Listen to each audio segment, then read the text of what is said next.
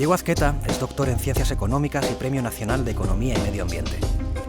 Ha trabajado en diversas universidades como Harvard, la Universidad de California, Berkeley y la Universidad del Estado de Dakota del Sur. Desde 1989 es catedrático de Fundamentos del Análisis Económico de la Universidad de Alcalá. Diego, cuando uno se mencionan las palabras medio ambiente y desarrollo sostenible, para alguien que no conoce nada del tema y cómo esto se puede medir dentro de la empresa, ¿qué cosa dirías tú para alguien que no sabe mucho de esto? Bueno, pues yo te diría lo siguiente. Nosotros vivimos en un planeta que tiene unos recursos finitos y una capacidad finita también de absorber lo que hacemos en él. En este sentido, nosotros captamos recursos del medio natural, los transformamos y gracias a ello podemos sobrevivir, y al mismo tiempo devolvemos al planeta toda una serie de residuos de todo tipo. Bueno, tanto la capacidad de provisión de recursos del planeta como la capacidad de absorber los residuos que nosotros generamos son limitadas. Y esto es lo que nos genera una restricción con respecto a lo que podemos hacer y lo que no podemos hacer. El desarrollo sostenible, por tanto, sería tratar de acogerse y limitarse a estas restricciones que nos supone el medio natural. Desde un punto de vista económico, eso lo que implica es tener muy claro cuál es este flujo de recursos que nosotros estamos captando, hasta dónde podemos hacerlo y hasta dónde podemos devolver a la naturaleza aquello que nos sobra y no queremos.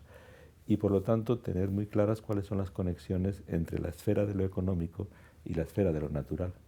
Desde nuestra perspectiva es lo que hacemos. ¿Y cómo crees que ha impactado la crisis en esta forma de entender y de medir y los límites que me comentas? Pues mira, esta crisis efectivamente tiene un origen económico, pero va mucho más allá de lo económico. Aunque no tenga directamente mucho que ver con el medio ambiente, está generando una crisis social de una profundidad no muy conocida y está generando unas cotas de desigualdad que son muy preocupantes para incluso resolver esta crisis. Desde el punto de vista ambiental, pues tiene luces y sombras.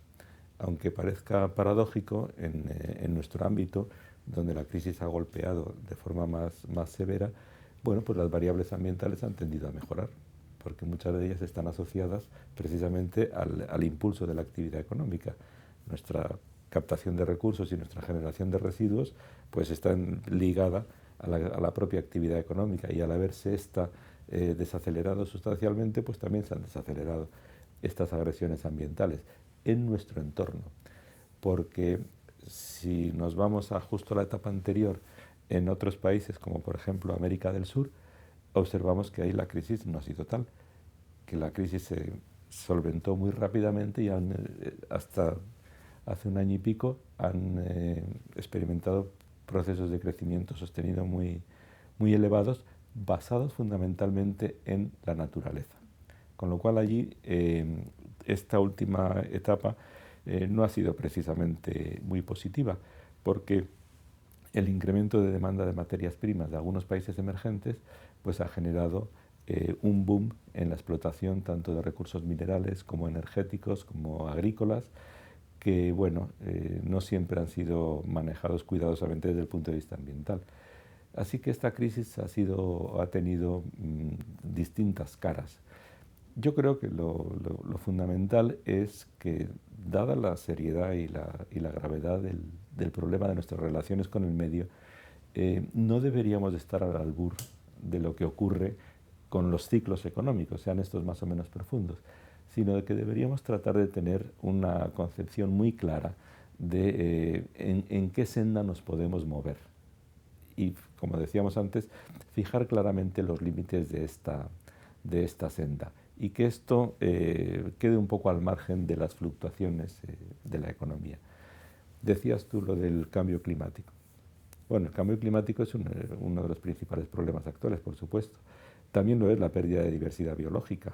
Y sin embargo no tenemos una institucionalidad, una arquitectura institucional tan desarrollada como la que surgió a partir de la cumbre de Río para el cambio climático. En este momento, pues volvemos a ver cómo mucho de lo que se había avanzado en la etapa de bonanza se está perdiendo precisamente como resultado de la crisis, y lo que eran avances hacia un Kioto 2 más o menos ambicioso, pues están congelados o prácticamente pospuestos sine die. Yo creo que esto es muy peligroso, es lo que te decía antes. El medio ambiente es un problema de largo plazo.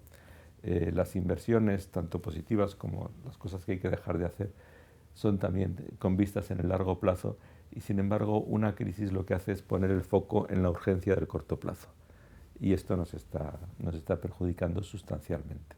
E incluso la propia demanda social por una mejor relación con el medio ambiente ha pasado a un segundo plano. ¿Cómo crees que en ese sentido de pasar a un segundo plano se puede hacer? ¿Qué debemos hacer para que vuelva el tema ambiental y cuáles son los avances que podemos tener en esa materia?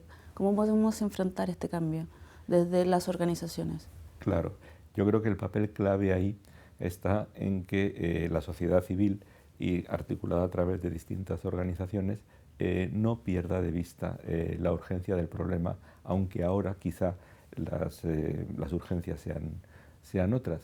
Pero yo creo que es una responsabilidad y un papel clave de las organizaciones que están involucradas en esta gestión ambiental global o de esta gestión ambiental sostenible, el tratar de que la gente no pierda de vista que después de la crisis volveremos otra vez, esperemos que a una situación más llevadera, y de nuevo estarán ahí los problemas ambientales, y que tenemos que tratar de evitar que la crisis y sobre todo el intento de salida de la crisis no nos agrave para después la solución de estos problemas, que da la impresión de que es por donde pueden ir las cosas. ¿Qué elementos puede incorporar una empresa, además de la precaución y prevención en términos generales, para gestionar su impacto medioambiental? Bueno, yo creo que la empresa tiene cantidad de herramientas que la propia sociedad y la propia administración ha ido proporcionando. Yo creo que lo fundamental es que la empresa esté convencida de que una mejor gestión ambiental redunda en su cuenta de resultados. Hay que tratar de conseguir que las empresas sean en este campo lo que se denominan proactivas. Es decir, que ellas vean que esta es una apuesta, que tiene un rédito, que tiene unos beneficios tangibles. Y para eso, o sea, que no solo sea simplemente reactiva, que la sociedad le imponga unas normas y que tenga que cumplirlas, porque si no puede resultar sancionada. Esto finalmente será la última bala, pero antes de llegar a ese punto hay que tratar de agotar todas las posibilidades que nacen cuando la empresa quiere posicionarse ambientalmente porque eso le resulta beneficioso. Y ahí necesitas dos cosas fundamentalmente. Primero, una demanda social. La empresa se situará allí si ve que hay un nicho de demanda, y eso ya no depende de la empresa, o no depende solo de la empresa, depende fundamentalmente de nosotros. Que nosotros presionemos en esa dirección estando detrás de esta demanda. Y en segundo lugar, y ahora sí, esto ya depende del marco institucional, una vez que la empresa quiere posicionarse en ese nicho, necesita unos instrumentos que le permitan ser identificada como tal. Y ahí es donde tienes pues todas estas normativas con respecto a las certificaciones, los diplomas, todo este tipo de cosas, que lo que hacen es básicamente canalizar esta demanda y a su vez permitir que la empresa haga frente a esta demanda de una forma reconocible y solvente. ¿Cuáles crees tú que son los pasos a seguir en temas de mejorar el impacto de tanto nosotros como ciudadanos, como organizaciones, ya sea la empresa o la universidad, a disminuir nuestros impactos? Bueno, yo creo que lo primero es conocer. Lo primero es conocer qué representa lo que tú estás haciendo con respecto al medio. Conocer, por un lado, y sobre eso se está avanzando mucho, pero no solo eso.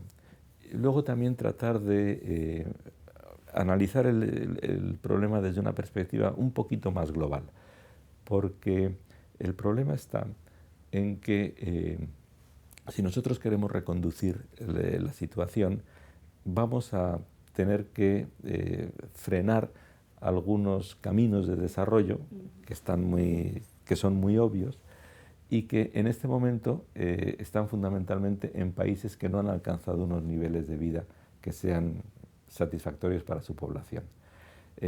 Son los países emergentes o son los países subdesarrollados. Gran parte de la carta medioambiental se está jugando allí, mucho más que aquí, mucho más que en Europa.